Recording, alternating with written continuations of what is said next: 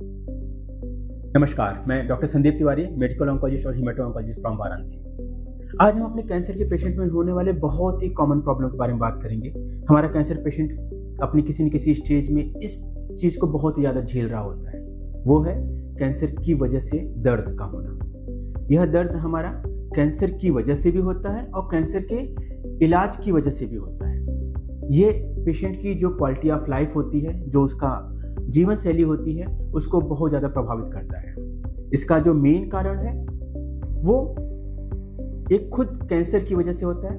Cancer के जो tissue होते हैं वो अगल बगल की नसों को दबाना शुरू कर देते हैं, वो हमारे जो नर्व्स होती हैं उनको जो है दबाना शुरू कर देती हैं, या हमारे कैंसर के जो टिश्यू होते हैं वो हमारे हड्डियों के अंदर चले जाते हैं और वो हमारा पेन करता है।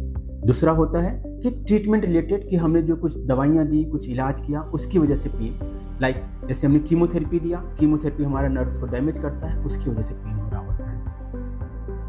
रेडियोथेरेपी का इलाज कर रहे होते हैं, रेडियोथेरेपी भी हमारा पेन करता है। रेडियोथेरेपी की वजह से हमारा टिश्यू डैमेज होता है, टिश्यू इंजरी होती है, वो हमारा पेन करता है। ऑपरेशन होता है, ऑपरेशन के बाद पोस्ट ऑपरेटिव जो पेन होता है।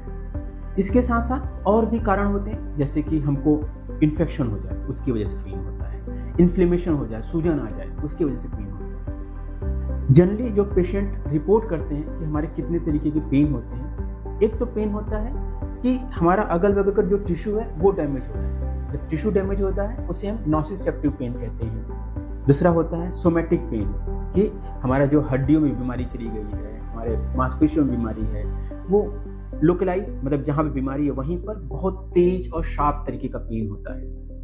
अगला होता है विसरल टाइप का पेन, जो कि हमारे आंतरिक अंगों में होता है, वो हमारा डिफ्यूज और डल टाइप का पेन होता है।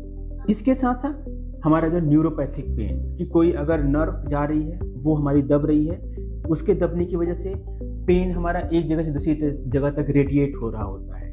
बर्निंग और टिगलिंग सेंसेशन या इलेक्ट्रिक शॉक जैसा पेशेंट को लग रहा होता है, ये भी एक तरीके का पेन ही है। इसके साथ साथ पेशेंट बहुत ढेर सारे पेन की मेडिकेशन ले रहा है, लेकिन फिर भी उसको अचानक से बहुत तेज दर्द हो रहा है और वो चीज़ सही नहीं हो रहा है। इसे हम लोग ब्रेक थ्रू आउट पेन कहते हैं। जो पेन है उसको हम असेस करते हैं, जिसमें हम लोग पेशेंट से पूछते हैं कि रुपए में कितने पैसे का दर्द है। पेन की स्केलिंग में पूछते हैं कि 0 से लेकर 10 तक में आप कितना ग्रेडिंग करोगे, और ये मेनली इस पर डिपेंड करता है कि किस जगह पर है, कि किस तरीके का पेन है, शार्प है, डल है, बर्निंग है, और प्लस उस पेन को कौन सी चीज़ बढ़ा रही है, कौन सी चीज़ घटा रही है। इसको इलाज करने के लिए WHO ने 3 स्टेप के लिए बताया हुआ है, जिसको हम इलाज करते हैं कि हमको अगर माइल्ड पेन है तो क्या इलाज चलाना है, अगर मॉडरेट पेन है तो हमको क्या इलाज चलाना है, और अगर सीवियर पेन है तो क्या इलाज चलाना है। जो माइल्ड पेन होता है उसमें हम लोग नॉन ओपियाइड का यूज करते हैं। अगर मॉडरेट पेन होता है तो हम उसमें वीक ओपियाइड्स के साथ, इसके साथ साथ कुछ और हम सपोर्टिव मेडिकेशन यूज करते हैं। अगर सीवियर पेन हो रहा होता है तो हम लोग strong opioid, non opioid, plus इसके साथ साथ हम कुछ एडजुवेंट ड्रग का भी यूज कर रहे होते हैं।